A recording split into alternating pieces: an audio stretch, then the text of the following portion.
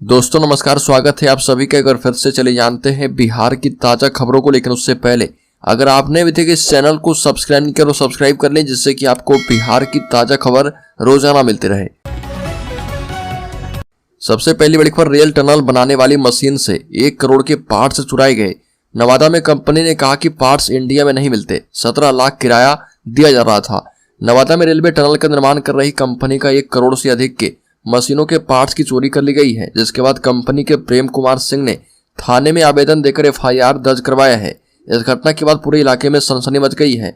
तिलैया रेलखंड पर टनल निर्माण कार्य अभी चल रहा और RR construction company and JJ private limited को इस रेलखंड पर टनल निर्माण का टेंडर दिया गया था और यहाँ 1100 मीटर टनल का निर्माण किया जाना है। 56 करोड़ रुपए की लागत से निर्माण किया जा रहा और आवेदन में कहा गया कि टनल निर्माण के लिए टैथरोक मशीन को किराए पर लिया गया था, जो कि विदेश में मिलती है और भारत में मशीन नहीं मिलती है। एक और बड़ी खबर, बिहार लोक सेवा आयोग ने शिक्षक भर्ती परीक्षा के बचे हुए रिजल्ट जारी कर दिए हैं। देर रात शिक्षक भर्ती परीक्षा के माध्यमिक और उच्च माध्यमिक के बचे हुए विषयों का परिणाम जारी किया गया है। वहीं उच्च माध्यमिक के बचे हुए 4 विषयों का परिणाम भी जारी किया गया है। अभ्यर्थी BPSC की आधिकारिक वेबसाइट पर जाकर अपने रिजल्ट को चेक कर सकते हैं। बड़ी खबर, राज्य के पटना जिले में STF ने कुख्यात बंटी खान को किया अरेस्ट। पटना के टॉप 10 अपराधियों में शामिल था। STF की टीम ने कुख्यात बंटी खान को पटना के कंकड़बाग से अरेस्ट कर लिया है।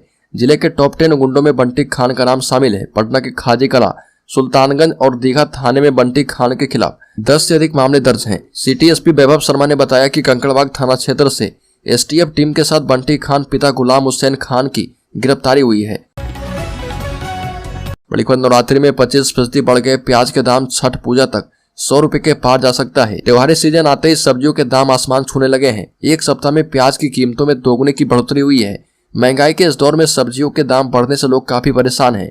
आम लोगों के किचन से हरी सब्जियां और प्याज धीरे धीरे गायब होने लगी है। नवरात्रि से पहले प्याज की कीमत 25 रुपए प्रति किलो था और जो अब बढ़कर 40 रुपए तक हो गया है। बड़ी खबर, पशुपति पारस ने लोकसभा चुनाव में जीत का मांगा आशीर्वाद। सरकार को दी चुनौती, कहा कि मेरा घर तो छोड़िए, पंचायत में भी नहीं हुआ जातिगत सर्वे। नवरात्रि के मौके पर केंद्रीय मंत्री पशुपति कुमार पारस ने मां दुर्गा से लोकसभा चुनाव में NDA और अपनी पार्टी राष्ट्रीय लोजपा की जीत का आशीर्वाद मांगा। और केंद्रीय मंत्री पशुपति कुमार पारस पटना में थे और अपने सांसद भतीजे एवं पार्टी के प्रदेश अध्यक्ष प्रिंस राज के साथ डाक बंगला चौराहे पर बने पूजा पंडाल में पहुंचे थे। इस दौरान राज्य में कराए गए जातिगत सर्वे पर केंद्रीय मंत्री ने कहा कि बिहार सरकार के सर्वे को मैं नहीं मानता हूं और ये सचिवालय में बैठकर करवाया गया है। पासवान समाज की आबादी 10 साल पहले 7% थी, मगर इस सर्वे में 5% बता दिया गया है, जो कि गलत है।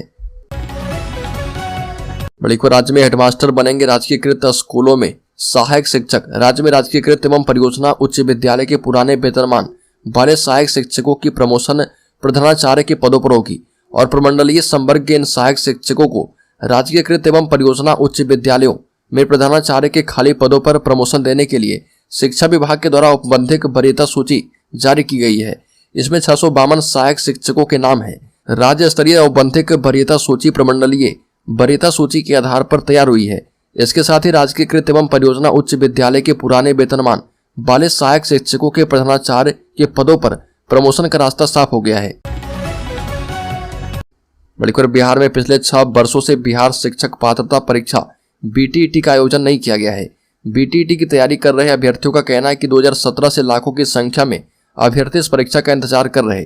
मिथिलेश कुमार ने बताया कि अभी हाल ही में BPSC ने शिक्षक भर्ती परीक्षा का आयोजन किया था और उसके बाद STET की परीक्षा ली गई। इसके कारण से काफी अभ्यर्थी जो हैं वह इस बहाली प्रक्रिया में आवेदन नहीं कर पाए। अभ्यर्थियों ने राज्य सरकार से शिक्षक बहाली फेज 2 की वैकेंसी से पहले BTET करवाने की मांग की है।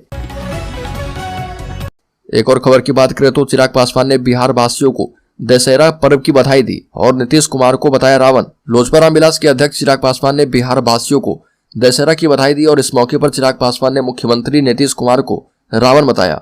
चिराग पासवान ने कहा कि इंडिया गठबंधन भानुमति के कुनबे की तरह है और जल्द बिखर जाएगा और इसमें सभी प्रधानमंत्री के दावेदार हैं। यूपी में अखिलेश जी, बंगाल में ममता दीदी, बिहार में नीतीश कुमार सभी प्रधानमंत्री पद के दावेदार बने हुए हैं। आने वाले दिनों में यही लोग आपस में एक दूसरे की टांग खींचेंगे। बड़ी खबर, बिहार में 1 नवंबर से शुरू होगी धान की खरीद। किसान पराली न जलाएं, इस पर विशेष नजर रखी जाएगी। एक सप्ताह के बाद बिहार में सरकारी रूप से धान की खरीदारी शुरू हो जाएगी। इस बार बिहार सरकार ने प्रति क्विंटल 2183 रुपये धान खरीद की घोषणा की है। इसके साथ ही पराली न जलाने पर भी सरकार ने विशेष जोर देने का काम किया है, क्योंकि राज्य में ज्यादातर लोगों की मृत्यु प्रदूषण के कारण हो रही है।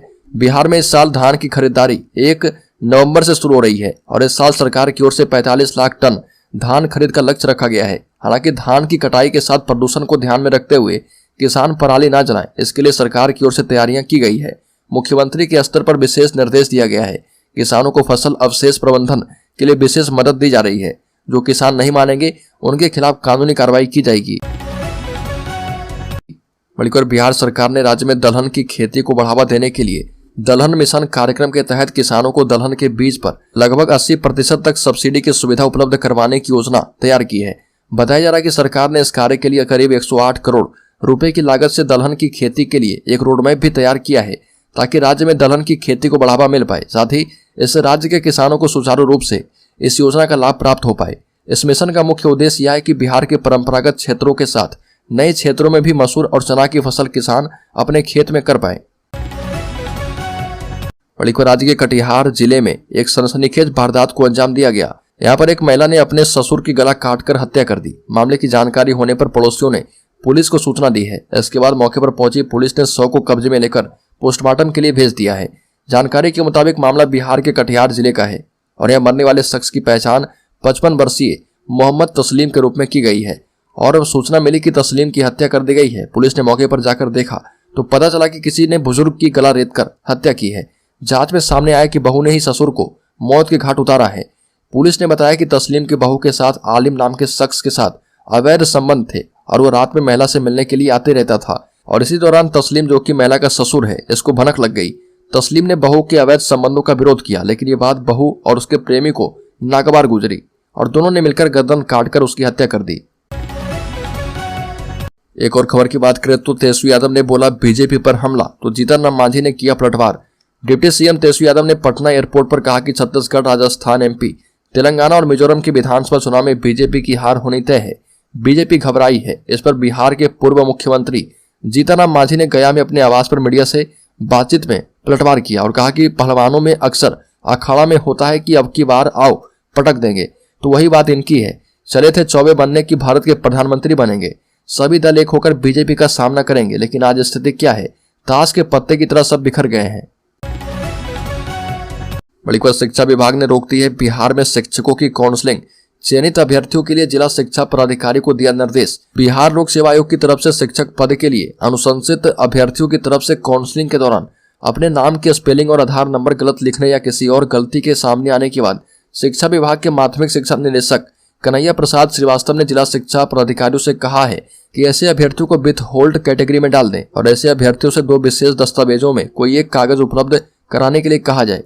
माध्यमिक निदेशक ने जिला शिक्षा पदाधिकारी को निर्देश दिया है कि अभ्यर्थी वह जिस जिले का निवासी है और जिला अधिकारी से सत्यापन प्रतिवेदन प्राप्त करके प्रस्तुत करे, और दूसरा कि अगर यह कागज वह नहीं दे सकता है तो किसी भी श्रेणी के न्यायिक दंडाधिकारी की तरफ से प्रति हस्ताक्षरित हलफनामा तैयार करे जिसमें उनकी पहचान संबंधित पूर्व विवरणी दी गई हो।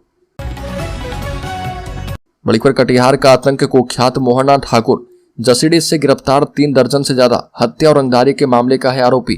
कटिहार जिले का आतंक कहे जाने वाले कुख्यात मोहन ठाकुर उर्फ मोहना ठाकुर को भागलपुर पुलिस ने देवघर के जसीडीह रेलवे स्टेशन के पास से गिरफ्तार कर लिया है।